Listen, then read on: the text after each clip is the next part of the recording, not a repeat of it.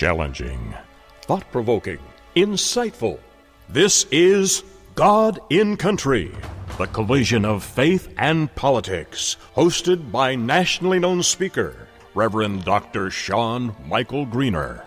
Not your typical Rev. Dr. Sean is a proud military veteran, former law enforcement officer, and founder of the internationally regarded Executive Protection Team. Through counseling, elite life coaching, and national speaking, this ninja pastor tells it like it is. This series is biblically and politically engaged with the pedal to the metal. With today's edition of God in Country, here is host and author of the acclaimed yet controversial book, Excellence Killed the Church: How Mediocrity is Destroying America, Dr. Sean Michael Greener.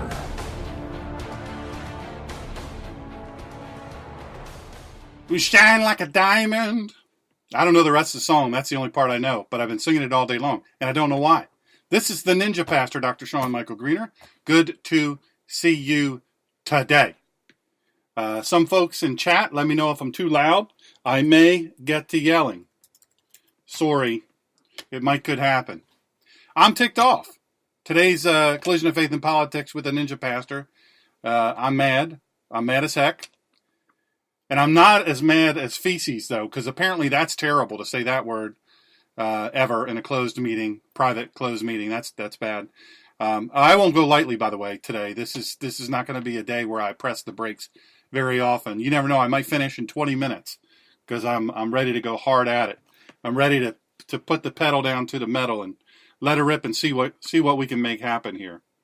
I'm glad as anything to have people listening from all around the world.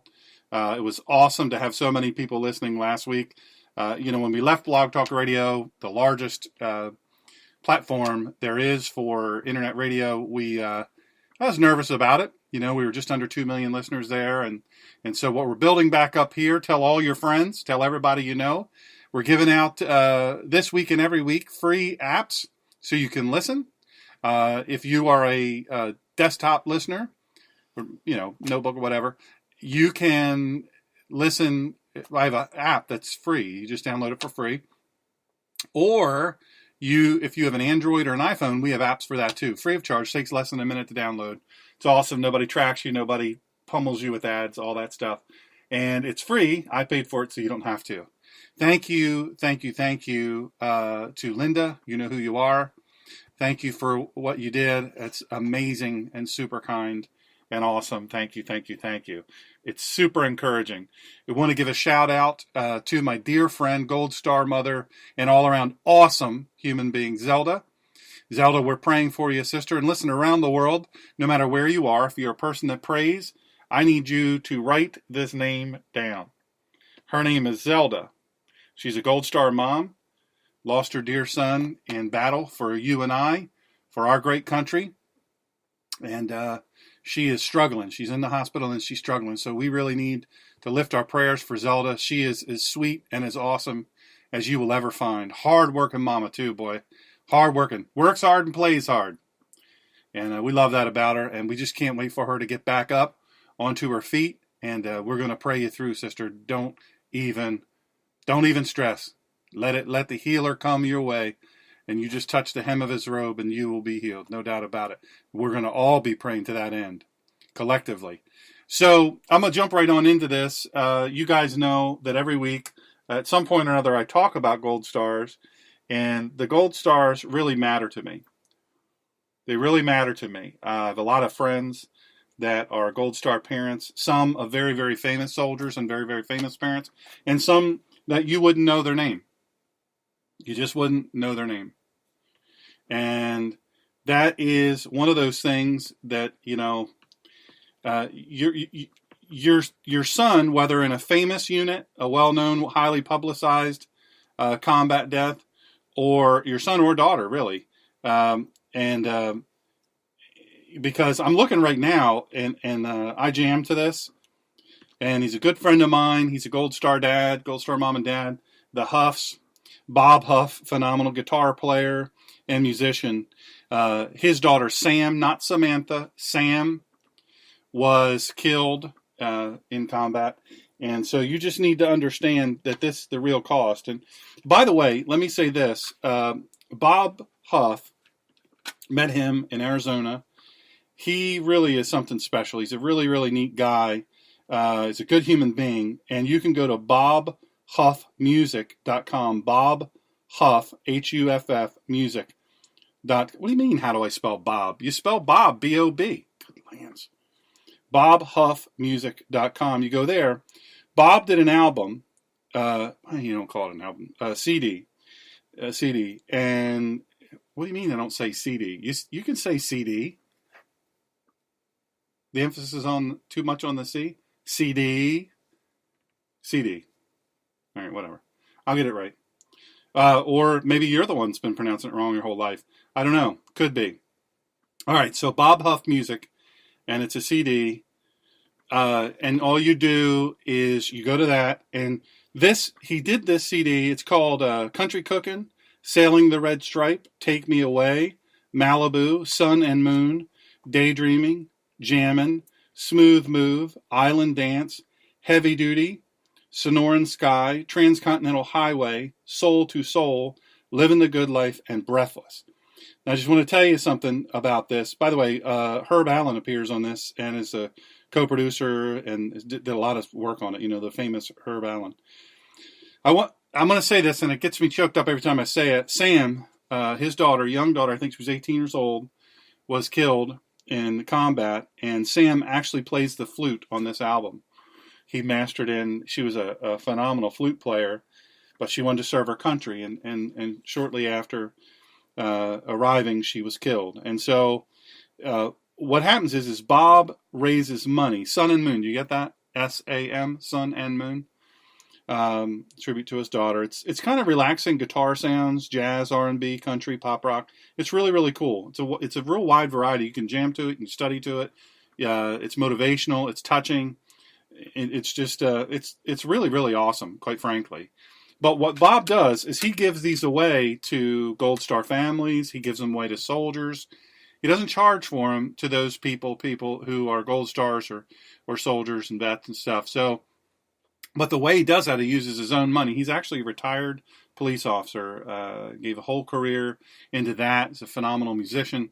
I would really love it if you'd be willing to go to Bob Huff Music and buy, I don't know, maybe you could give them away. Buy 10, 20, 30 of them if you're so empowered, if you have that ability, or just buy one. If you just only can afford one, then buy one, and then tell everybody you know about it. It's a really, really cool thing he's doing. And he's just a humble dude, really good police officer, retired, and career guy, and lost his daughter. I mean, brutal, only child, brutal. He and his wife Pamela, wonderful people who we really, really appreciate. And so, one of many Gold Stars that I've had the privilege of delivering my book. It's a free ebook called "Living Through Grief on Purpose." And so if you're a Gold Star or you're a person who has lost a close family member, let me help you through that. Let me send that to you for free. Just email me through my website, theninjapastor.com or drshawngreener.com. Shawn spelled S-H-A-W-N. Greener, like greener than the grass. And go to the Contact Me, which is right next, I think, to donate. And hey, Priscilla, thank you for tuning in. Good to have you, hon. And so... anyway, the point of all this babbling and whatnot is if you go there, send me an email through the website or send me one directly at smgreener.com. But put in bold letters in the subject line CD, or if you need a Bible, you can't afford a Bible, I will put a Bible in your hand. And it's not going to be a cheap, chintzy one. It's going to be a really nice $60 Bible. And, it'll be my pleasure and the ministry's pleasure to send it to you. And the way we do that is through our own money and through money that people give. So we really appreciate it. So Sun and Moon, Bob Huff Music, do that. Anyway, and I'm not paid to do that. It's just, I think it's very important. So Gold Stars are very important to me. I love you all. We have so many friends. Gosh, if I started listing names, it would be, I'd be all day. I'd be all night. This would be a 7-hour show. And I still wouldn't be one of the third way through. I'm so fortunate and so blessed to know you all. So I'm going to hit you fast here. it's just, I don't think there's going to be any commercials or anything today. Not that there ever is, but, that is what it is. The health report, you got that in. I'm going to talk about the health report. I'm going to talk about the press.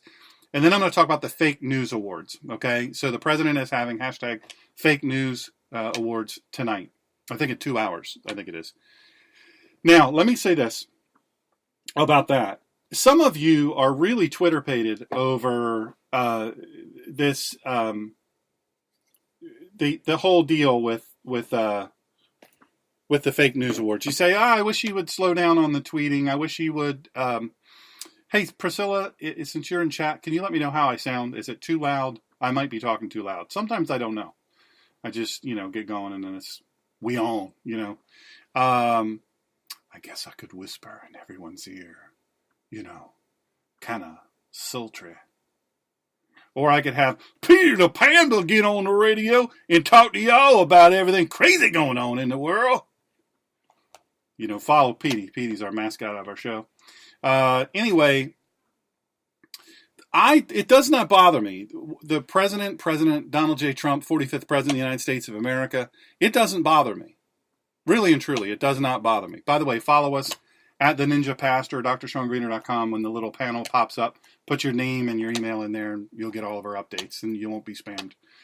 Follow me at Twitter at the Ninja Pastor, LinkedIn at the Ninja Pastor, or just Sean Michael Greener, and on Instagram and Tumblr at the Ninja Pastor. Anyway, so do that, and you'll be happier and healthier and all that stuff. Awesome. Thank you so much, hon.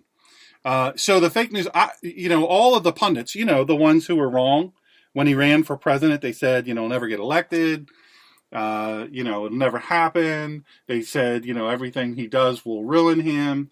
And by the way, the market closed at another all-time high. What is this, like 80-some? Record highs. Record highs. It's absolutely astounding. So he was right about everything that so far that he's done. I don't mind the fake news, but all the pundits and the so-called pseudo experts, they say, this is going to really hurt him. The tweets think about how successful he would be if he didn't do the tweets. Let me just say this about that. The President of the United States, Donald J. Trump, has a steel set, maybe even tungsten or titanium. I mean, he is absolutely a bold dude. You say, well, he's stupid. What he is stupid. Well, he's not stupid. He's clearly not stupid because what he's doing is working. And you know what? When what you're doing is working, you keep doing what you're doing. And you don't listen to the experts who told you all along, no, it'll never happen. Well, he beat, 16 other experts, political experts, actual politicians. He beat them all. Tell me who's the smart one, who's the dumb one. So the allegedly smart ones say, this fake news, this is really going to hurt him, and it's going to mess up, it's really, really going to mess up a lot of stuff and blah, blah, blah. I am really, really sorry to tell you, but if you're one of those people, you're wrong and you've been wrong and he's right. So I think you might want to think about changing your thinking, changing your thoughts, because it's just not going to help you to keep going the wrong direction. You're going to get more loster. You know what I'm saying? So, I'm for that. I have no problem with President Trump doing that. I really, really have no problem at all with that. And I feel very strongly that he's doing what he is doing out of wisdom. He's wise and he's strong. I just really don't have any problem with it at all. I really don't. Call the fake press out. Call them out. They're liars. They are clearly and obviously working for the left. I mean, and now he's exposing them so much. And I say to the regular American people, the listeners, the million happy warriors that listen to this show, I say, listen, you have got to stop being afraid to step up and speak out and be a Trump supporter. So many people in Hollywood actually are Trump supporters. And many of the ones that have stepped up and stepped out and spoken up have said, this cost me. I mean, it's cost me jobs. It's cost me roles. It's blah, blah, blah, all this stuff. Well, I'm sorry to tell you, at some point you got to step up. I'm going to talk more about all the Hollywood people and all the famous people that didn't step up when Harvey Weinstein was, raping women and abusing and assaulting women and making them have sex with them in order to get roles and whatever else was happening there. My point is this: is you look. I know it costs you a job. It's a hard thing, but you got to do the hard thing. Sometimes you got to do the hard thing. That's just all there is to it. So, you want to talk about insane? These people are absolutely insane. First of all, the press. Who watched the raise your hands if you're driving? Don't just raise one hand. If you're driving, raise one. I don't know, a finger. Keep 10 and 2 fingers. Just pop a index finger up in the air, not your angry finger, the index finger. I don't want anybody getting mad at you, road raging you. Just pop one finger up and just, when I ask this. How many of you watched the press conference yesterday where the president's physician, who is, he's a really cool guy, Rear Admiral Johnson, he's the president's official physician. He's a Rear Admiral. He's a pretty amazing guy. Now, he's a country guy, and he has a country accent. And I've been seeing on Twitter where some of the elites have been talking bad about, he doesn't sound all that smart to me. Sounds like he could probably be talked into saying some things, being kind of pushed into saying some things about the president's medical health and mental health that might not be true. Well, I'm sorry to tell you, the guy can't be pushed. He's not a fool. He's not weak. He's very strong. But he has a southern accent. You know what? You can make fun of white people all you want for our, Medina, Ohio accents or wherever else, but you can make fun of all of us all the time if you want to. And, you can make fun of country folk all you want to. West Texas Willie, I'll tell you right now, you go ahead and make fun of him all you want from across the country. Go on ahead and drive out in your little Prius car. You drive right on out to West Texas, and you let West Texas Willie come right on up to you. Come on up to him and make fun of him to his face and see how long that lasts. You better get you a return ticket. You better hope your batteries is charged on your little Prius. That's all I'm trying to say. You make fun. The left can make fun of anything. They can make fun of anything and anybody they want. With complete impunity. They can do whatever they want to do.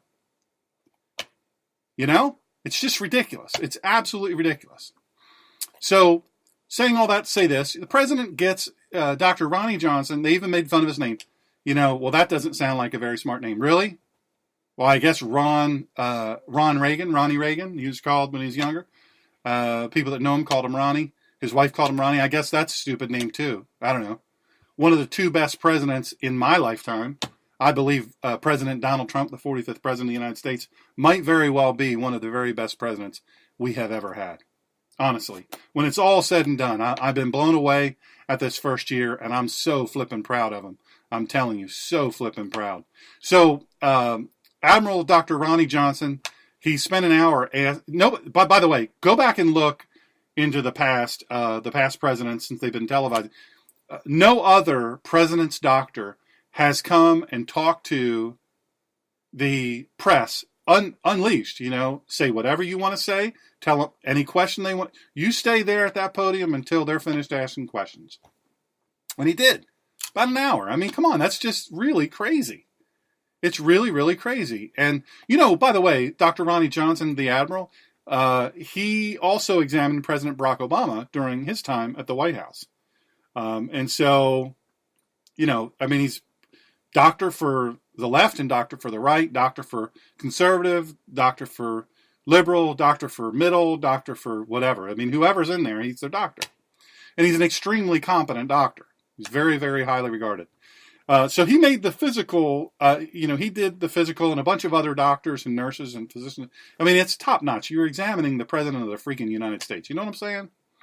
These aren't chumps up in here. So he made these results clear. The president is in excellent health and is completely fit to serve. In fact, Dr. Ronnie Jackson, the Admiral, said his health is excellent right now. He's fit for duty for the remainder of his term and another term if he is elected. Kaboom! That sound you heard was all of the left's heads exploding. Just really, really exploding. Hold on while I drink a sip of tea. This tea is good, yo. Thank you, Carlene, for the tea. Tea's good now. I'm having my little afternoon tea with all of y'all. If I had some little, well, I don't know what those things are called, but I've had tea actually in Great Britain and over in the UK, and it is a fun thing. I love afternoon tea, and I know that sounds a little fluffy, but I actually like it. I do actually like it. I think it's a good thing to do, to kind of take a pause, hit a pause button, imaginary, unless you carry around a pause button. I don't know. I don't know. Some of you definitely have a pause button. I don't know. Some of you might hold the button up to me and go, hey, you should press this. But, I like tea, and I think it's a fun thing, and it's a nice thing to do. So I have my tea and my natural honey and whatnot. I think this tea is dandelion, some kind of stuff. I'm trying to work on being healthier. I'm going to shed off some weight and whatnot. Well, what have you. Get looking steadily. Mm-hmm. Anyway, some folks call it a Kaiser blade. I call it a sling blade. Mm-hmm. Quick, what movie is that from? There's a lot of hints there. Anyway, he says his health is excellent right now. He's fit for duty the remainder of this term and another term if he's elected. All clinical data indicates that the president is currently very healthy and that he will remain so for the duration of his pregnancy. Good Lord. Presidency. So here's the thing. When he said that, when Dr. Ronnie Johnson said that, the White House specifically assigned to the President of the United States, make sure he's in tip-top health. And you'd want that, right? Leader of the free world. You want him to be in super health. You don't want there to be any problem. Anyway, so I'm going to just say that that's a bold statement. All clinical data indicates, by the way, the President signed all appropriate release forms. Said, you can say anything that is true. Tell him everything. So he presented every piece of data from the exam, holding back nothing. And he said he said himself, is the president said, answer every question, right? Every question. Anything the reporters have, answer, just answer it. So one thing that really stands out to me is his cardiac health, Jackson said, adding that based on objective data, the president is far above average for his age. Now he's 71 years old, right? The man is the Energizer Bunny, I'm just saying. But that hasn't stopped the reckless speculation from the media. What are they doing? Oh, they keep projecting that maybe something else is wrong that we're not being told about, physically or mentally. They keep saying these things. And this very morning, on CNN, Dr. Sanjay Gupta, now I can't make fun for him because he is a well-known physician. Now, he's gotten himself in some serious trouble before for some of the things that he has said. Someone just sent me a message and wants to know, am I actually armed when I do the show? Yes, I absolutely am. Yep. Always, always, always. Never, never, never. You don't know how people respond to stuff sometimes. You know what I'm saying? You know what I'm saying? I remember that was big. Not anymore, though. I'm not going to try to bring it back because it used to drive me up a wall. Anyway. Hey, by the way, check out my photos, too. I have a photo, Sean M, SHAWN-M. I don't know. Go to my Facebook. If you have Facebook, it's there. Also, it's on my DrSeanGreener.com. There's a link there. It's pretty much everywhere. So click on that if you ever want to buy. I have a gazillion types of pictures, putting stuff new on there all the time. We even make super fleece blankets, and I hear that they're very, very comfortable. And you can actually have my artwork on there, my photography on there. So anyway, that has nothing whatsoever to do with what I'm talking about. It just popped into my head. I figure I better say it while I'm thinking of it because I will forget. So all this speculation, the media, I want to change that word because there was an article, Katie Pavlich, townhall.com. She posted this article at 9:10 a.m. today. She's a sharp girl, sharp lady, sharp woman, sharp human being, sharp whatever. I don't know what the allowable thing to say is anymore. Can't keep up with it, but she's a tough girl, tough lady, tough professional, tough human. And so she wouldn't be upset if I called her a lady. So she wrote this article, and at the end, she talks about Sanjay Gupta. He's never examined President Trump, by the way. He's never examined him. But on CNN Live, he claimed that the president has heart disease. You get this, right? He literally claims this. Sanjay Gupta says on CNN that the numbers reveal, the data reveal that the POTUS, President of the United States, has heart disease. I kid you not. I swear that's true. You can research it and you'll find out that that's 100% true. So Gupta was at the press briefing yesterday and he heard from Jackson directly about Trump's health, right? So Dr. and Admiral Ronnie Jackson was addressing all these people, and Dr. Gupta was part of this. So he was there, and so he asked a few questions. You guys, you all can tell which way they're trying to bend this, right? They're trying to twist this. They're trying to spin this their direction. They want to get somebody to say something that they can then poke a hole in. They are not about the truth, and that's why the fake news awards are very befitting, because they are not about the true news. They are all about the spin and bending the truth or completely obliterating the truth, and they're just going to say what they want to say anyway. So you knew by all the questions being asked what the purpose was. So 2 weeks ago, refresh your memory, and Katie Pavlich will refresh your memory. 2 weeks ago, more than 100 psychiatrists claimed the president was mentally unstable. Again, none of them ever directly examined him. None. None of them have met him. I mean, even met him. Most likely, none of them have ever walked down the same street as him. What are those hard things? I can't remember that with tea you have over there in the UK. They're actually pretty good. You know what I like? I like those things with the almond, little almondy flavor. Hotel DuPont has these cookies that are just the best in the world. I can never remember what they're called. Anyway, very, very good. Anyway, that has nothing else. I just drank tea and that squirrel. So these 100 psychiatrists, they don't even, and I talked last week, I think, about the one who, she doesn't even have a license to practice medicine, right? But she's on national news speaking out, and she's deeply concerned for our country. This be the first time she's deeply concerned for our country. Now, all of these are hardcore leftist physicians and psychiatrists. They are hardcore leftists, just so you know. Now, when you make a public statement about another diagnosing a person that you have never examined, that violates the American Psychiatric Association's ethical standards. You know what? They don't care. Most of the 100 don't practice psychiatry. They may have a psychiatry degree. We've now found out that many of them aren't even psychiatrists. What they actually are is therapists, life coaches, whatnot. Now, I'm a member of the elite life coach team, and so I don't throw rocks at life coaches because many of them are amazing. I don't know. Maybe Tony Robbins pops into your head. You know what I'm saying? Maybe Jim Rohn, God rest his soul. So many others that are absolutely phenomenal. So the American Psychiatric Association, Katie checked this, and she put on here, the APA today reaffirmed its support behind the ethics guideline, commonly known as the Goldwater Rule, which asserts that member psychiatrists should not give professional opinions about the mental state of someone they have not personally evaluated. Now, let me just say this. Please understand that many of the 100 are not in violation of that. Why? Because it specifically says a key word here. The Goldwater Rule asserts that member psychiatrists. Now, these people claiming to be psychiatrists, many of whom we know now are not.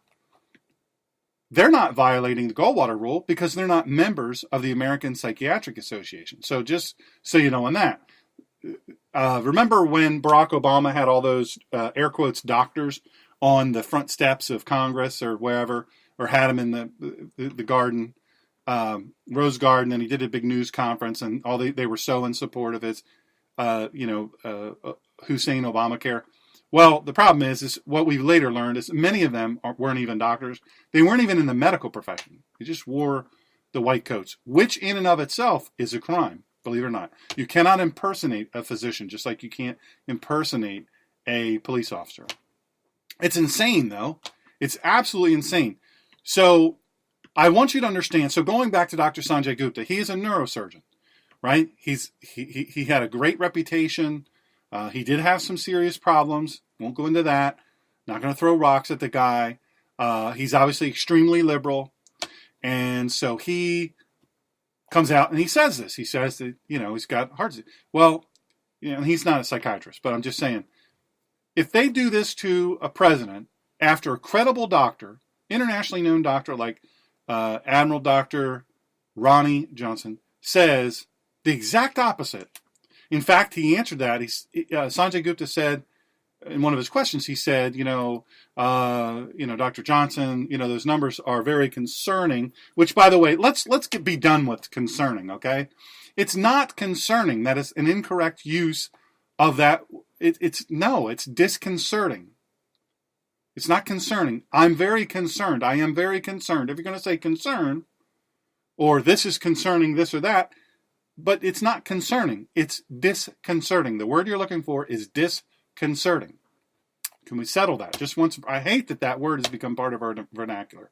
Anyway, look, if they'll say this about the President of the United States after an internationally known doctor on national television with all of the data to back it up, if they'll say this about him, what will they do to you? This is why the NRA and other gun organizations are fighting this whole business about, the psychiatric, if a psychiatric professional alleges that you have a mental instability or whatever, or even if a police officer or a family member do that. Now, they're doing this in the state of Delaware. This is what they want to do. There's a bill that's waiting. This is what they want to do.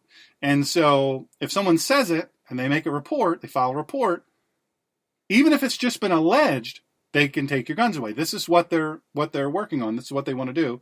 And the bill is written and everything, and this is what they want to do. They'll do it to you. Look, they'll do it to one of the most famous people in the whole wide world. And we cannot argue that President Donald Trump is probably the most famous person in the world at this stage. Right? That's why much of what he does, his massive wealth, isn't just development. It's not building and contracting and doing all these things and a real estate developer. He's also makes a ton of money on licensing. So if they'll do it to him, they'll do it to you. Just saying. So this is what I'm saying to you. Right? If you listened, I listened to the whole thing. And I went online and I reviewed the documents, and so I make sure, I don't want to say the wrong thing. The CNN guy, Dr. I'm going to stop short of calling him a journalist because he's certainly not a journalist. The talent or personality, Dr. Sanjay Gupta, who has never examined President Trump, claims now on national television, international really, that President Trump has heart disease. Look, it's not about the health of President Trump. That's got nothing to do with it. Nothing at all to do with it. So they make this claim. They know that their claim is a lie. It's not that it's mistaken. They're not making a mistaken claim. It is a lie. Right? You understand that, right? It's a lie. It's simply not true. It's intentionally not true. Do you understand that, folks? I don't want to hurt your feelings here, but let's just be honest. There's some real trouble going on here. This is a real problem. You guys understand what this means, right? It means they no longer care. It means that a nationally known person like Dr. Sanjay Gupta and CNN, they don't care anymore. They don't care. It does not matter to them what kind of ridicule they may or may not face. It really doesn't even matter. There was a big call today for Dr. Gupta to have his license taken away or have him censured by the American Medical Association. They won't do that. AMA is a super liberal organization.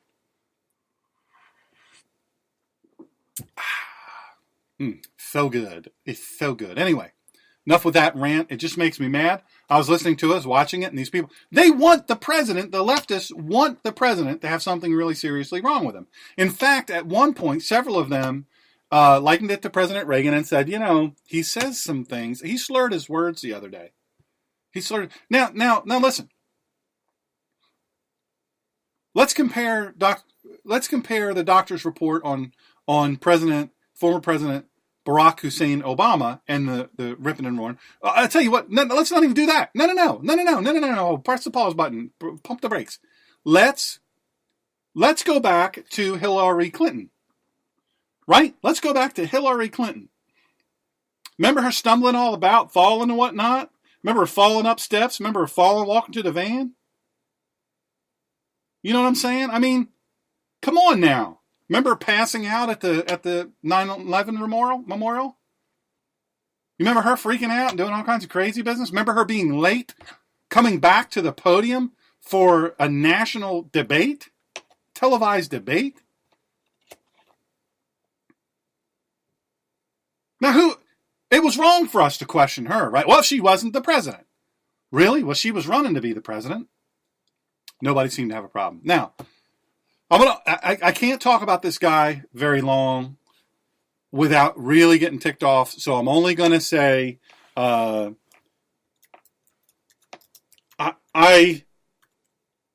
get so mad that I'm not going to be nice about this, I don't think. So I've got to watch myself. Now, his full name is Jeffrey Lane Flake, by the way. Senator Jeffrey, and he's junior United States Senator since 2013.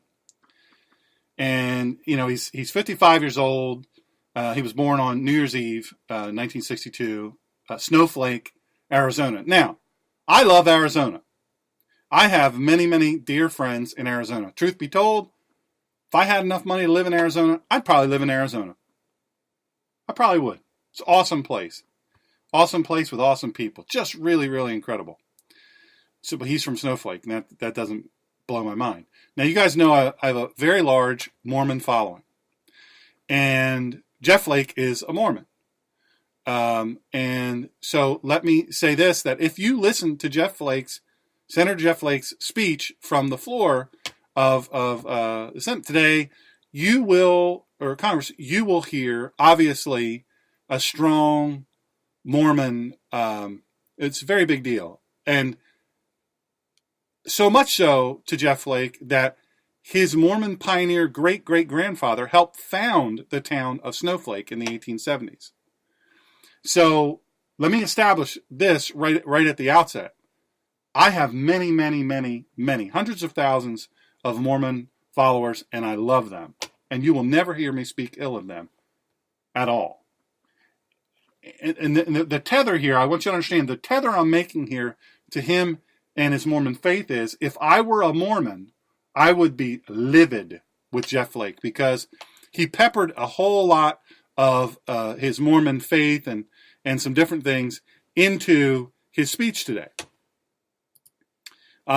He called out and used he used a lot of references that are Mormon in origin. And I think, to be very honest, I think that he should have left that out, quite frankly. And very rarely do I do that, because I'm a huge fan of many great Mormon pioneers and great people I'm friends with today, and then people have come in the past. So let me just say that.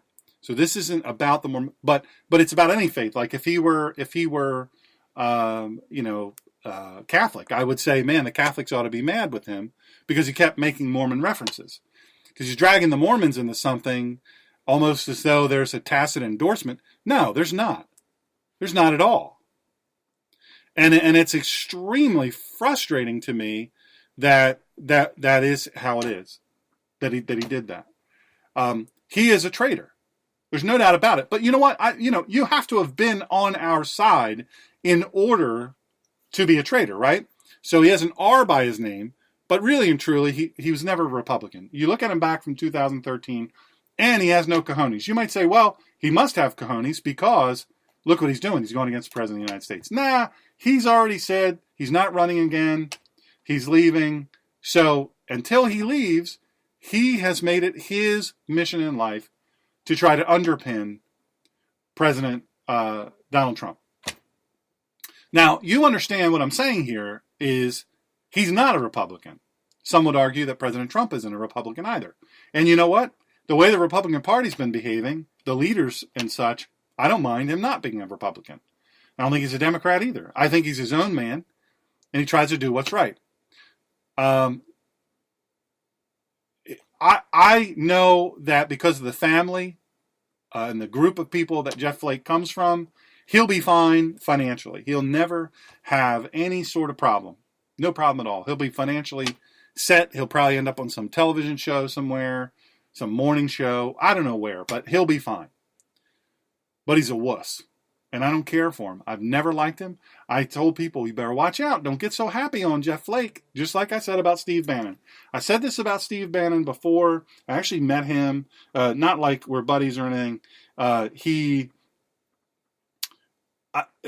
me say this. I spent maybe 5 minutes with him. Not just one-on-one. Me and him hanging out, having some fries. I like the crinkle cut fries, just so you know, a little crispy. I'm just saying. I don't like the real mushy ones. That's not my thing. I like the steak fries. Oof. Bam. Yeah. Good. Oof. I could eat some fries. Man, now I just lost my place. No, I didn't. I'm just kidding.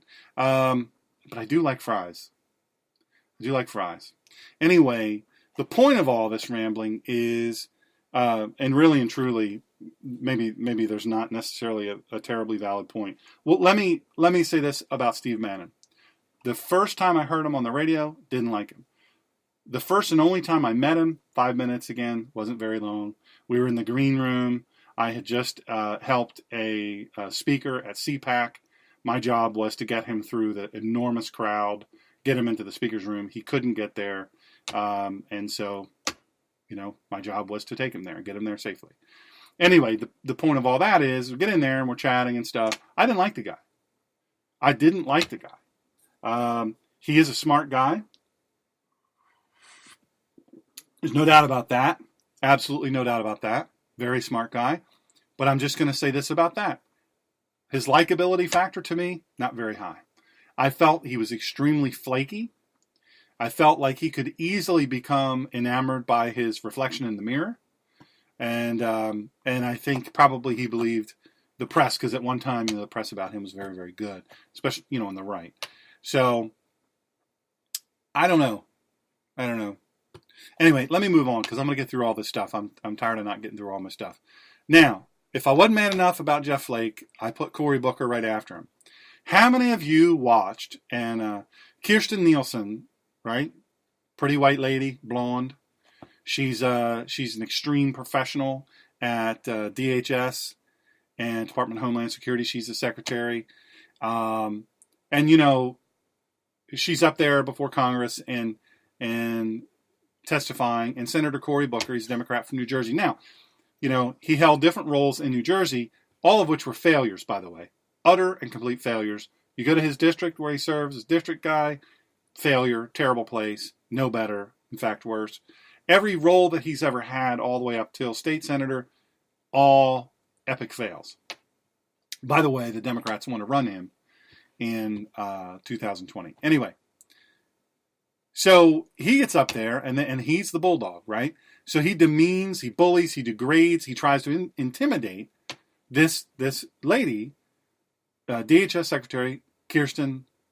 It's actually Kirsten Nielsen. She's Nordic. And so he's smashing his fist. He's going crazy. He's sweating. He's spitting. All this stuff. And he accuses her. He says that she yells this, that she lied under oath to Congress. And he explodes. I mean, this is on Capitol Hill. This is on national television. So he tells CBS News this morning he believes Nielsen lied under oath. Says she wasn't telling the truth about details surrounding a vulgar exchange during the Oval Office. Now, everybody that has said, and I'm talking about everybody, except for one guy, by the way, everybody who has been asked, except for one guy, has said the president did not use those words. He did not say that. If he said it, I didn't hear it, and I was pretty close. Right? Dick Durbin, we'll believe him. We'll believe all the others. Can't believe them. They're lying on behalf of the president. Even some Democrats have come out and said, I was 2 people away. I was right across whatever. I didn't hear him say it. I'm not saying he did or he didn't. I'm just saying I was close enough to hear it, and I didn't hear it. And there was a lot of yelling and shouting and raised voices. And on both sides, there was a lot of there were a lot of things being said, but even still, to say that he said something even like that would be taking it well out of context. This is what Booker says. She was an American citizen under oath before the Senate Judiciary Committee. And she wasn't testifying before Congress Judiciary Committee. And she pretended like she didn't remember. Now, how does he know he's practicing medicine without a license? How in the world does he know she doesn't remember? How does he know this? How can he diagnose that? Right? How does he know this?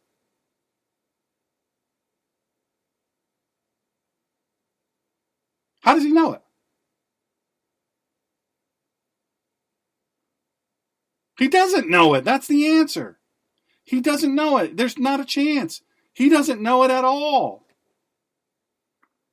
Not at all.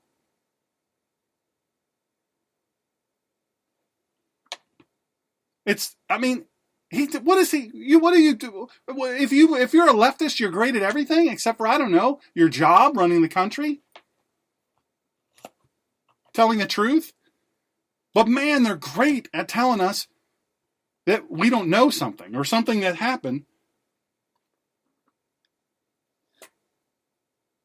didn't happen. That's what I'm trying to tell you. They love telling us what you just saw isn't what you just saw. What you just heard isn't what you just heard. And they're great at saying, oh, he goes on, by the way. This is, just so you know. So he calls her a liar, says that she's lying. She didn't remember. She says, basically she's saying that the president said, you say this. She says she didn't remember Lindsey Graham, who challenged the president on his vile words yesterday. Booker said Wednesday, it was so offensive to me that she lied under oath. This is what he's saying. He called Nielsen's testimony a lie and a sham, and he wondered why. Why would an American under oath lie? To protect their job? Why would an American under oath lie? I've got one word for you. Obamacare. I've got a few more words for you. If you like your doctor, you can keep your doctor. Oh, the average American will save $2,500 a year. There's another lie of I don't know how many words. I'm just saying. We've got lots of, let me say this. You know how the Secret Service, Department of Treasury, you know how they can tell their job is to find counterfeit and eliminate counterfeit bills from hitting the streets if they can, but then when they do hit the streets, to determine what is fake, what isn't, and then track it down, find out where it came from, and then arrest those people. Do you know how they learn about what is or is not counterfeit?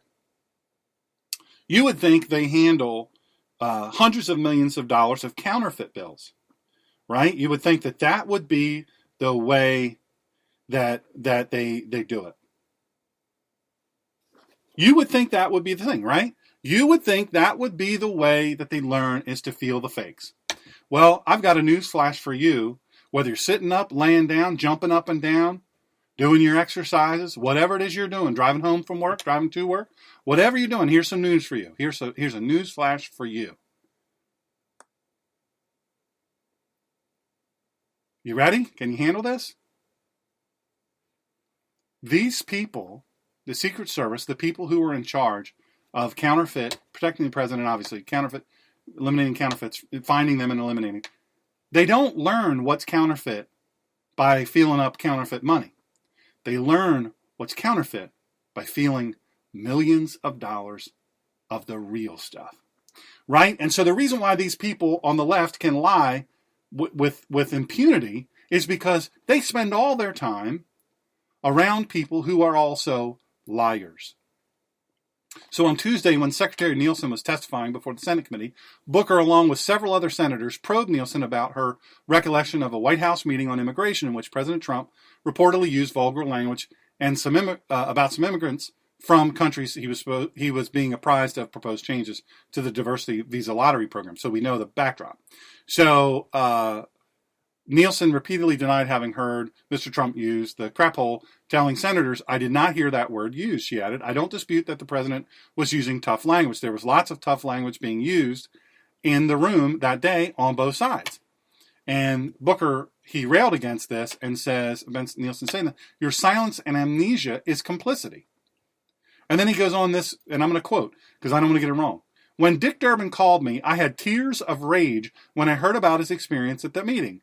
And for you not to feel that hurt and that pain and to dismiss some of the questions of my colleagues saying, I've already answered that line of questions, when tens of millions of Americans are hurting right now because of what they're worried about, what happened in the White House, that's unacceptable to me. And then he commented on his exchange saying, I'm not going to take it. I did get very upset sitting there. I had to listen to her over and over and over again tell lies to my colleagues, and I'm just not going to take it. Well, here's a quick little news flash for you, Mr. Booker. You are, you're a liar. You're a liar. You are a fraud and a fake. You're a liar. That's what you are. That's exactly what you are. There's no other word to call you. You're an actor. You were grandstanding. This is what you did. So he adds to that. He says, what is the worst thing that allows bigotry and hate to proliferate is people who stand by and do nothing when it's said. Those of us who stand by and do nothing are complicit in that ignorance. Okay, he was a chief bell ringer for Obamacare. He said nothing but lies. He knew they were lies, and he said nothing but lies. Booker also said he didn't believe Nielsen's claim that she didn't hear the president use such language, especially because that meeting took place in the Oval Office. When you're in that room, it's a sacred space in our country. Booker said, all your senses are heightened. You know what the President of the United States is saying, especially in heated exchanges. There's no way I buy that. Well, was he invited to the room? I'll wait while you answer. No, he wasn't invited into the room. That's not like your bedroom, by the way, although President Bill Clinton tried to use it like a bedroom. That's not what it is. Okay? It is a sacred place, absolutely. It is absolutely a sacred place. But President Barack Hussein Obama thought he would put his feet up on that great desk.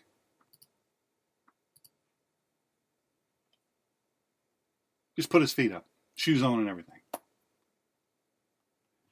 Booker says, if I was put on the Senate floor dealing with DACA and Dreamers, it would have gotten over 70 votes, but yet they rejected that deal, said Booker of previous immigration negotiations. He places blame on the president for creating a moment of jeopardy and crisis. This is the time to make a deal and get America out of this crisis, Booker said. We all agree there's important, urgent work to do, but I, for one, am not going to leave American citizens behind. Okay, dude, if you're talking about, air quotes, Dreamers and DACA, you're not talking about American citizens. You are talking about people who, I get it. Well, it's not their fault. Many of them were younger than 10 when they were dragged to this country, fleeing their country for a better life that we offer here in the United States of America. The dream. They're dreamers. You know what? Many of them are in their 30s and 40s now.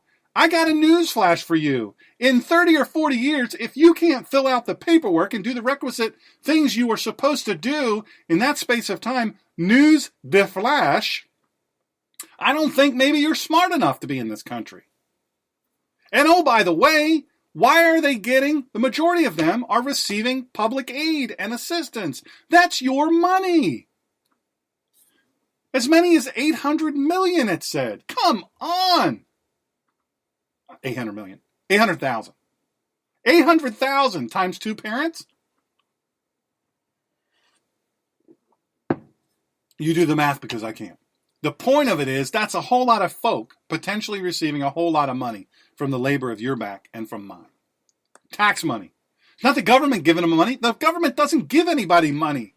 They give back people who are taxpayers money sometimes. And then they give people who are not taxpayers money that come from the taxpayers. They're not American citizens. Why haven't they become an American citizen? I don't know. Here's another thing really quick. I'm going to buzzsaw through this. It won't be 2 hours, I don't think. What are we at? 54 minutes. Netflix. I love Netflix. You guys know I love Netflix and Amazon Video or Amazon Prime, whatever it's called. I love it. I love seeing shows. I write a lot. And then times when I'm infirm to the point where I can't do a whole lot of stuff, I watch Netflix. I binge watch it. I binge watch, I call it power watch or combat watch, whatever. I mean, you call it binge. It has a little bit of negative connotation. Although if I was binge eating shrimp or clams or oysters or steamed crabs or snow crabs, that ain't no binge. That ain't no binge at all. Listen, when you got something so good, you just want to get more. You want to put your face, you want to get elbows deep in it. Just put your face right in it. Get right in there. That'd be me. Getting right in there. Going in deep. Yeah, man. Binge watch. I don't even like that term. I'll tell you what I don't like. This has nothing to do with anything. Well, yeah, it does. I'm talking about Netflix. I don't like how the television says, "Are you still watching?" That's none of their business. Am I still watching? They got no business checking up on me. It's not their job. I paid a bill. Then you just worry about showing the show. That's all. I don't want to hear your judgment. Don't judge me. So Netflix, I watch a lot of it. I love comedy, so I watch a fair amount of comedy. But I did a little survey. I buzzsawed through all of the black comedians who have shows, black comedian shows, and minority shows on there. And I'm just going to tell you, utter and complete racism. Utter and complete racism, and not a one had anything positive to say about President Trump. Nothing at all. They could say anything they wanted to say just about it. They're unchecked. You see what I'm saying? But they talked about white people, the black ones, talked about white people as though we were dirt. I don't like it. It's funny. I'm being funny. Where are my crackers at? One of them said, where are my crackers at? Where are my whiteys at? And then they would imitate white people as though we're stupid and no class. And, it's ridiculous. If a white comedian got up on stage and did 1/10 of what they did, they would be castrated. I mean, they would be killed. They would be drawn and quartered. They would be in minutes. It's just not allowed to happen. I'm just saying, be aware of it. Be aware of it when you're watching it. That watching it happen. You say, "Well, I like to laugh too," and I do like to laugh. I absolutely like to laugh. But there's a guy. He's on there. He's a big time comedian, and he's been in some trouble himself. But he's Muslim. Now, by what he does, he smokes weed, smokes cigarettes, he drinks alcohol, watches porn. All of these different things, all the things that allegedly, you can't do if you're a Muslim. Talks about, banging chicks, whatever, and all this stuff. So and his wife is full blown Muslim, the hijab, the whole bit. I don't even know if she might even wear a burqa. I think I've seen photographs of her wearing full burqa out in public. The point of all this is, so then he goes on and rants about how President Trump should be removed from office because of his hatred and his racism toward Muslims. Well, first of all, if you contend that Islam is a religion, which I do not, it's a religious, political, and military ideology. Remember RPM, religious, political, and military ideology. I don't contend that it is a religion. They only use religion to get special considerations and waivers and freedoms.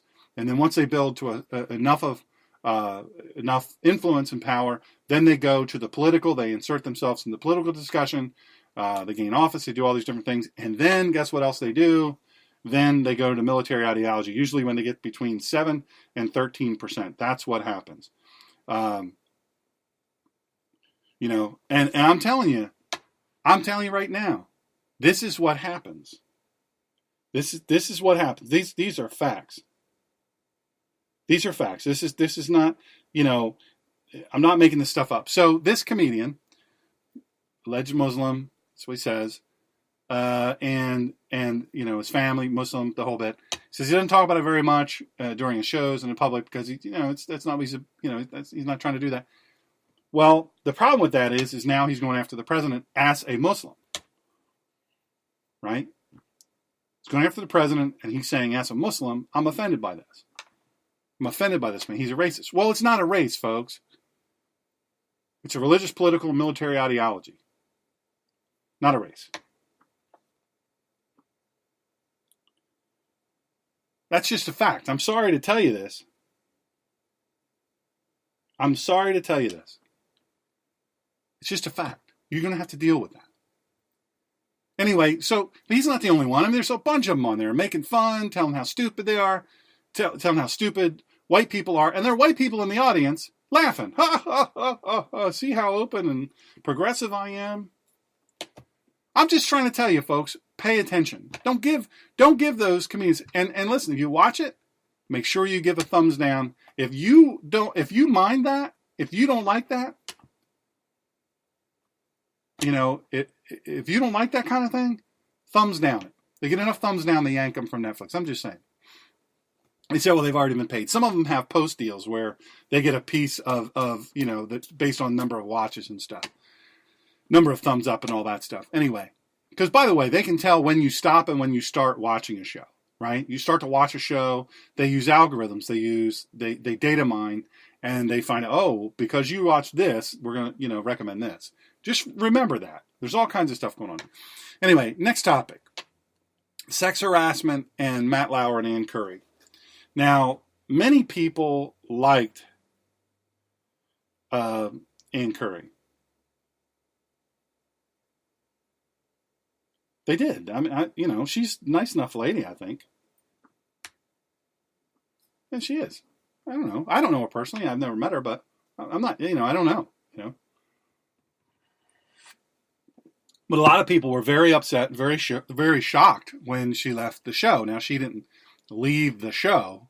Basically, you can leave or we can fire you. Which would you like? And so they did a real tearful goodbye, blah, blah, blah. The whole purpose of it is when she and Matt Lauer didn't get along, used to co-host the Today Show and all this stuff. Now she's, of course, over at CBS this morning. And they said the chemistry wasn't there, blah, blah, blah. But the truth of it is, as it comes out now, is Matt Lauer didn't like her. He didn't want to work around her. And therefore, boop, off you go. Anyway, so now she's done an interview on CBS this morning where she's being interviewed and she says,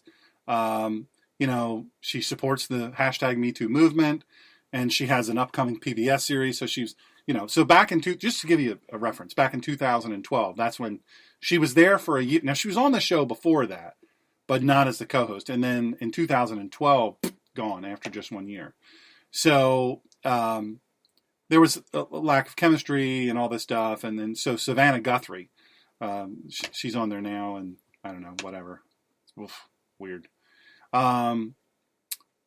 So Gayle King is doing this interview, by the way, at CBS, and she's interviewing her, and she's all this stuff. She's talking about how emotional her last day is. She kept saying, Ann Curry's, I just told myself, I'm not going to cry, I'm not going to cry, I'm not going to cry.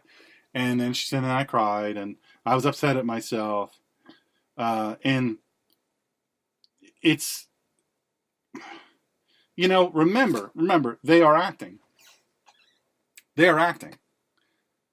They're actors. They're entertainers, folks. They're not journalists, not even close. Now, just to bring you up to speed, if you've lived in, I don't know, Jabip or East Jabip, that's where no information gets through to East Jabip.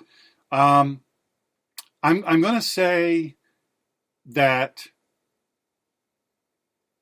Matt Lauer, this might be a shock to you, Matt Lauer lost his job because an employee, now they say an employee, but that's not true, many employees.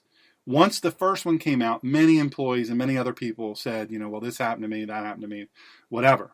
And he's come out and said, well, some of the allegations are untrue or mischaracterized, but, I am embarrassed and ashamed of what parts of it are true. So anyway, all that said to say this is she's coming out and she's proud of herself and she's brave and all this stuff. Now, here's the problem with that. Okay.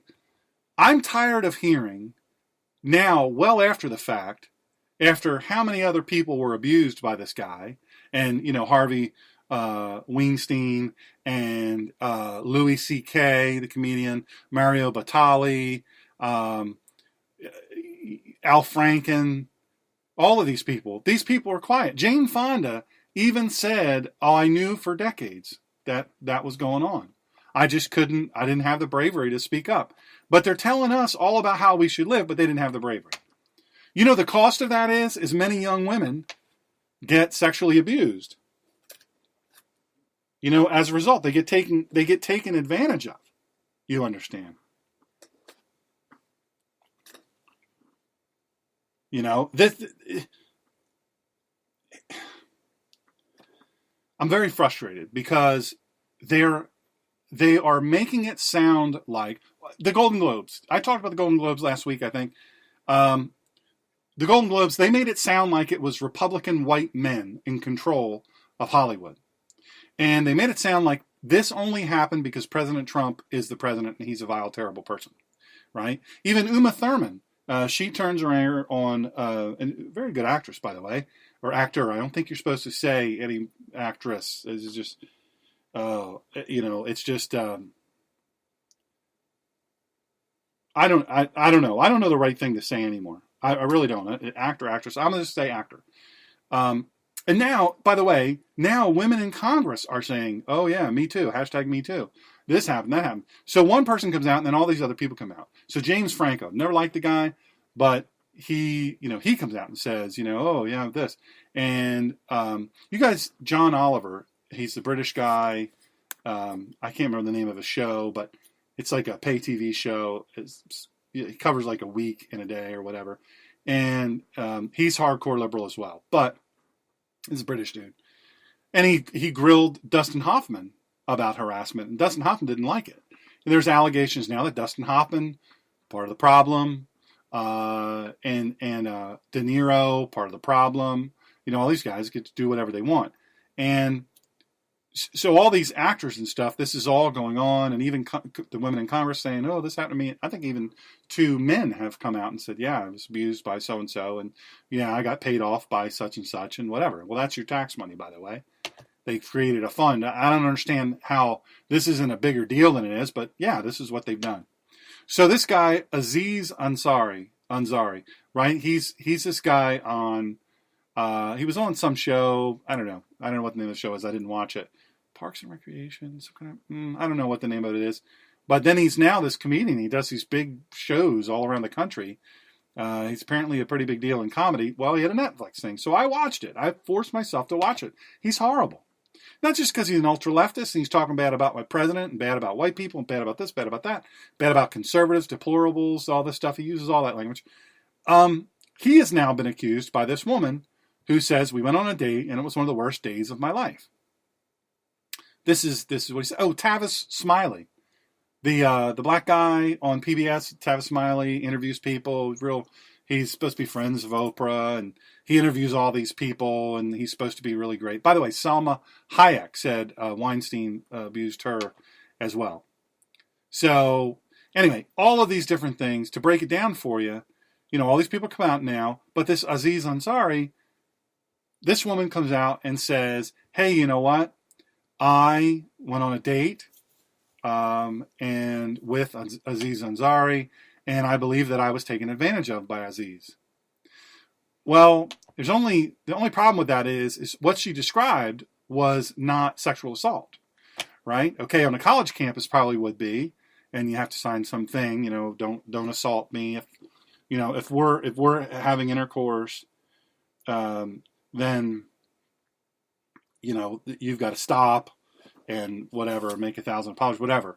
I don't know what the new rules are. But it's like it's laid out. You got to, pardon the pun, you've got to sign all kinds of things here, and I don't even know. It's just some nutty thing. You have to sign, and I don't know if it's every time you go on a date or if it's just once a year you sign it and you put it in some box. I don't know what.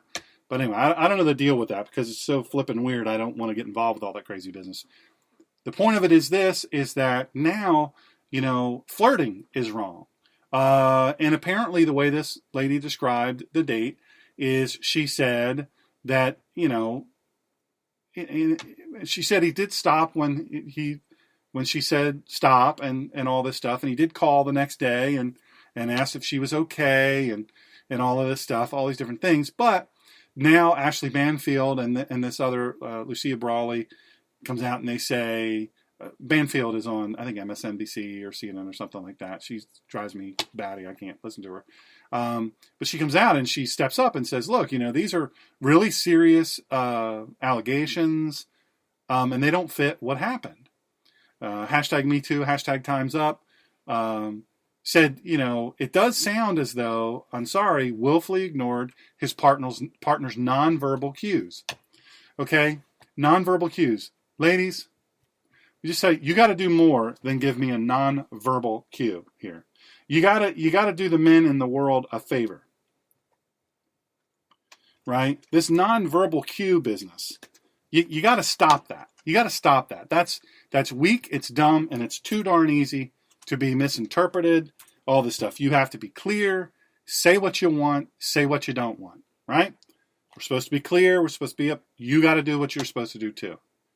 Tell it. Tell the truth. Whether the partner likes it or doesn't like it, you got to step up. You can't go, well, I hinted. I mean, I made a face. No offense. I don't know. By her own account, she said she didn't resist. She didn't leave when he urged her to perform oral sex on him. By her own description, she complied twice. And look, this guy, not Harvey Weinstein by any stretch, not even the same crowd, but what this article talks about was we cannot make this what happened in this girl. She had a bad date. She stayed and she had sex. She was never ever physically restrained. She was never verbally restrained. And, he did give her white wine. And this is in her account. He gave her, Aziz Ansari gave her white wine. And by the way, she didn't work for him or she wasn't looking for a job or anything. It was just a date. And she says she preferred red wine, but he gave her white wine. But did you ask him for red? No, I didn't. Okay, then why are you complaining? Ladies, I'm just going to tell you this. Stop complaining about stuff you never said. Right? Well, he should have known. No, you're always telling us how dumb we are. Well, then accept it. Can't read your flipping mind. Speak up, speak out, say your words, use your words. She could have told him then, but she didn't. In fact, she didn't say anything to him. And he testifies, and she says, no, he says, I didn't know. It was a consensual thing. I didn't think it was any problem. When I talked to her the next day, she seemed fine. And then all of a sudden I see this article, and I'm like, what? You got to be fair here. You got to be, look, you can't be all secretive and all like, well, he should have known, or I made a face, or I bit my lip, or whatever. I crinkled my eye a certain way. Come on. If you want any validity, you gotta speak up. You gotta speak up. This Ansari guy, I looked him up. Size-wise, he's a tiny dude. He was smaller than she is. Oh, well, men have power. Come on. Stop with that. Stop with that. When it applies, it applies. And I'll give you an example of that. Tom Hanks. You guys know Tom Hanks. You'd had to have been living on that island that he was on with Wilson after the FedEx plane went down. You've got to step up and speak up. And Tom Hanks says he wasn't surprised. But I have to wonder how many, by Weinstein, not by Aziz. He says he was not surprised by the Weinstein claims. Says I wasn't surprised. It didn't shock me. Why didn't you speak up, Tom? Jane Fonda, powerhouse. And why didn't you speak up? You can get up and the 9 to 5 movie, Dolly Parton and Lily Tomlin and Jane Fonda, they get up and Dolly Parton had no part of it. She was supposed to go up and give an award or announce something. And she stepped back when they started saying all this political stuff against Donald Trump. And she's taking a lot of heat for not stepping up and speaking. But the next day she made a very clear statement. And I have to hand it to her. The woman does so much good in the world. She's such a good person. We have enough to know that, she was trying not to demean her fellow co-presenters and actors. But, she had no idea, by the way, they were going to do that. And I believe her 100%. So this liberal writer, this Babe, I'm Babe.com or whatever, she writes this article, and she says that she's going on giving the account, and I don't want to give her too much press. Her name is Katie Way, by the way. I do want to give you her name, because that's not fair. She's saying, look, in 2018, we women must stop accommodating everyone all the time. And she's a survivor of sexual assault. And I don't know her circumstances. I don't know any of that. But I'm going to say, she says, women, speak up. Be aware of the delicacy of sexual dynamics, but speak up. accept responsibility for making changes that increase accountability and conscious decision making on all sides. That way we will all be able to distinguish more easily between consensual and non-consensual sex. Listen, it's got to be plain. You've got to make it plain, unmistakable. Dave Chappelle is that comedian, the black guy I was telling you about, that went off. He's the Muslim, his wife's Muslim, and went off on the president and white people and all that stuff. I get tired of it. I really, really do. It wears me out.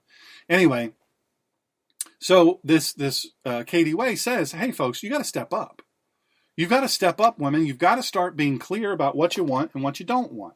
Don't assume that a look or a blink or whatever is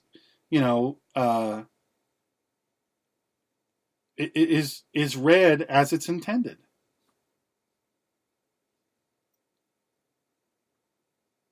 It might not be. Might not be. And we've got to start owning up to stuff. We've got both sides. We've both got to stop with this all hint giving. Most people don't read hints. I don't read hints. I have a brain injury now. I don't see hints. You got to be plain. You got to be open. You got to tell me the truth. I do best not with what I'm wondering about. If you've got something to say to me, say it. Let the chips fall where they may. Sincerity, I have this copyrighted. Sincerity is its own best interpreter. If you've got to tell me something that you're worried about the response, we'll sort it out together as long as you're sincere. Don't worry about having the perfect words all the time. Say what you need to say, and we'll work it out. So the AP, Associated Press, super liberal, they admit now that President Trump has kept most of his promises. And Paul Joseph Watson writes this today as well. The establishment is still bewildered at a president who does what he says. They're totally and completely. He wrote in a piece entitled "Trump has kept many promises during his first year in office." The AP's Calvin Woodward and Jill Colvin acknowledge that Trump has followed through on dozens of his campaign promises, overhauling his country's tax system, changing the United States posture abroad, and upending the lives of hundreds of thousands of immigrants. Now, he nailed tax overhaul. He did. Did you notice the market today? Another record. Never in history. He's doing exactly what he said he was going to do. The promises that he gave, that he made, he's keeping them. Now, who's blocking that? Well, it's establishment Republicans, traitors, and the left, and the press. I mean, the left. Barack Obama broke, by the PolitiFact lists dozens of campaign promises broken by Obama. 119 in all, compared to just 7 broken promises. So far, not broken, but paused. It hasn't happened yet for President Trump. And this AP article, look, lest you think they're praising President Trump, that's not the case. They wouldn't do it, they won't do it. Every good thing that he does, they're not going to acknowledge. They'll put some other stupid thing on and talk about some other stupid thing. He could cure cancer, and they're going to say he's put 100,000 cancer doctors and researchers out of work. I mean, come on. It's not what they want to do. They're bewildered. And you know what? In their bewilderment, let me tell you what is really going on here in their bewilderment. They're bewildered because they can't figure out you're stupid as far as I don't know if you've ever been around a bunch of ultra-liberal people, but they think you're dumb. They think you're dumb. They immediately impugn your education. They say, oh, you must have gotten that out of a cereal box, whatever. They impugn your intelligence. You're deplorable. You're a Trump bot. Whatever the case may be. You're deplorable. Hillary Clinton, you're deplorable. That's what she thinks of you, folks. That's what the left thinks of you, and the press thinks that of you. This is what they think, my friends. This isn't some, somehow or another, wow, we didn't realize it. Look, why are they fighting him so hard? They loved the dude before he started running for president. They loved him. And in fact, they loved him for a good while he was running for president until he started knocking down pins one after the other. Shattering records, one after the other. And then all of a sudden they turned on him like a rabid dog. They turned on him, and that was that. Last month, in a rare moment of honesty, CNN also acknowledged that President Trump had kept most of his campaign promises and that this was infuriating the international elite. CNN's Stephen Collinson conceded that President Trump was living up to his promises and that this is unfathomable for many in Washington, D.C. Look, I support President Trump. I pray for him. I stand behind him. And you may not like how he talks, but he's a warrior. He's a warrior in a battle with a very dirty, I mean super dirty, bad enemy in the press, in the left. By that I mean the press, and also people all around you. And I'll tell you what, for the longest time, folks around you who hate the president, when you're around them, you just keep your mouth shut, you don't say anything. It's time for us to start speaking up. You know, these allegations against different people, Harvey Weinstein, first it was 1, then it was 2, then it's 7, then it's 20, then it's 40, then it's 100. That's how it starts. We need to do that. We need to step up and say, I'm pro-Trump. I'm pro-President Trump, MAGA. And I would even go one step further and say, make faith great again. Hashtag MFGA. Listen, we got to do it, folks. We got to stop being afraid. And the more of us that do it, the more of us will do it. I believe that. Stand strong. Hashtag decide, resolve, and stand. Decide, resolve, stand. That's what we got to do. That's what we have to do. This is what has to happen. There's nothing else that can happen. It has to happen. And if it doesn't happen, we have only ourselves to blame. Because if you think 2020 is going to be a layup, you're wrong. Look back at 2016. Look at it. And you tell me, was there dirty stuff going on? Was not the President of the United States, was the President of the United States involved in spying on a presidential candidate? Was the President of the United States, Barack Hussein Obama, involved in obtaining a dossier and then promoting that dossier to all the news outlets, which turned out to all be false? Did that happen? Heads should roll. You know it and I know it. The more of us that step up and say, I support President Trump. No, I don't like everything he says, but I support the guy. He's doing a darn good job, and oh, by the way, check your 401k. You know what I'm saying? That's reality, my friends. That's reality. And until we accept that, until we accept it, we're going to be second class. We're going to be second class. And the ruling majority, the press and everyone, they'll still make fun of you. They'll never let up. Listen, folks, remember to follow me at The Ninja Pastor on Twitter. Follow me at The Ninja Pastor on LinkedIn. Not LinkedIn. Instagram. That's where you'll see some of my photography. Check out my photography page where you can buy stuff that I have. All that money goes into helping us keep the show on the air. If you want to contribute or donate to what we do, theninjapastor.com, drshawngreener.com, the donate page. We use PayPal, super safe. And if you're so inclined. Thank you so much for listening today. We really, really appreciate it. It's been fun. I hope you've had a good time, and hopefully you've benefited from the information. And again, pray for my dear friend, Zelda. She's a Gold Star mom. She's in the hospital. She's a hard-working woman. I know she's worried about how she's going to make ends meet when she's spending her time in the hospital. But you know, if this strong woman is in the hospital, you know she's got to be sick. God bless you, Zelda. We love you. We're pulling for you. We're praying for you. And anything you need, you just let us know. God bless you all. We'll talk to you on Sunday.